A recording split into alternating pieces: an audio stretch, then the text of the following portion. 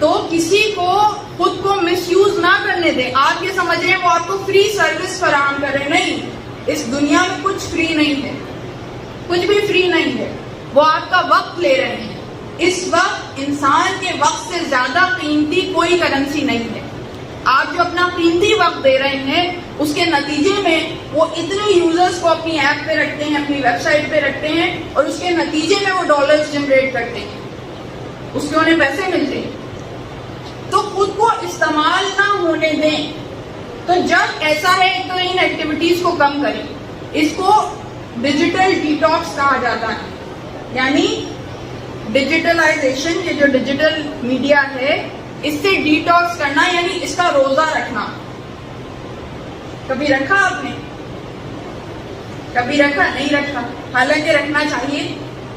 جب ہم کھانے پینے کا روزہ رکھتے ہیں، کھانا پینا مباح عمل ہے، حرام تو نہیں ہے نا، حلال اور ضروری ہے ہمارے جسم کے لیے، مگر اس کا بھی پروردگار عالم نے ہمیں روزہ رکھنا سکھایا، بتلایا.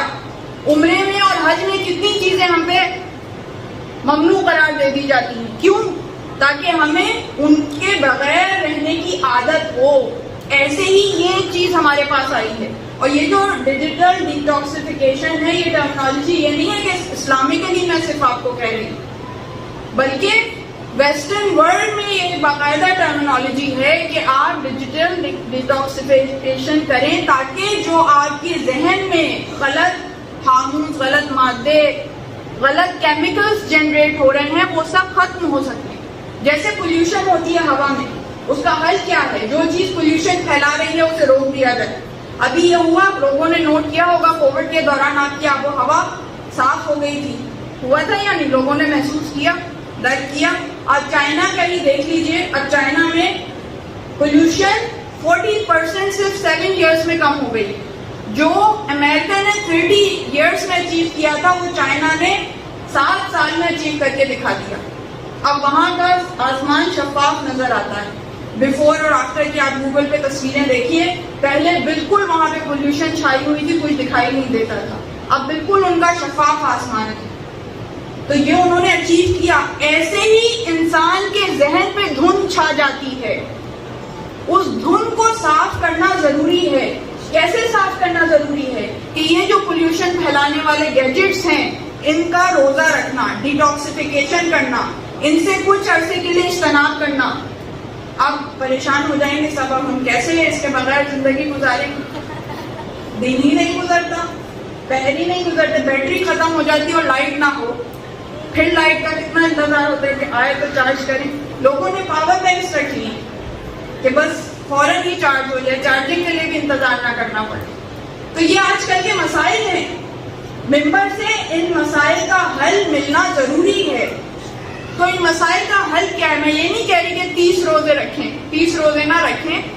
کچھ عرصے سے آغاز کریں، کچھ گھنٹے سے لے کر 1 دن پہ لے کے جائیں، 1 دن سے 3 دن پہ لے کے جائیں.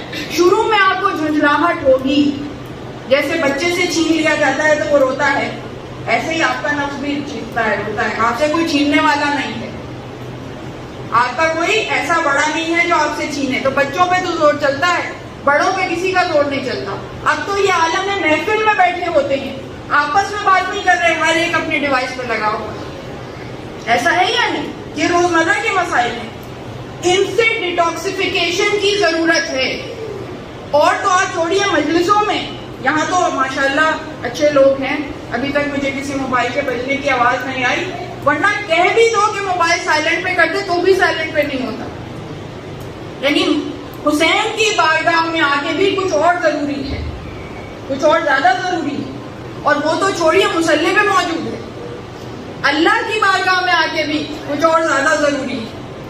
کسی اور سے بات کرنا زیادہ ضروری ہے بنسبت اللہ سے بات کرنے. یہ ریالٹی ہے، یہ ریالٹی چیک ہے کہ ہم کہاں کھڑے ہیں. تو چیزوں کو خود کو کنٹرول نہ کرنے دیں، ٹیکنالوجی کو خود کو کنٹرول نہ کرنے دیں. یہ چیزیں آپ کے لیے بنی ہیں، آپ انہیں کنٹرول کریں. جب آپ کو یہ محسوس ہو کہ کوئی چیز آپ کے اوپر حاوی ہونے لگی ہے، فوراً اسے کم کریں. کم کرتے کرتے تھوڑے عرصے کے لیے ختم کریں، یہاں تک کہ وہ آپ کے کنٹرول میں آ جائے.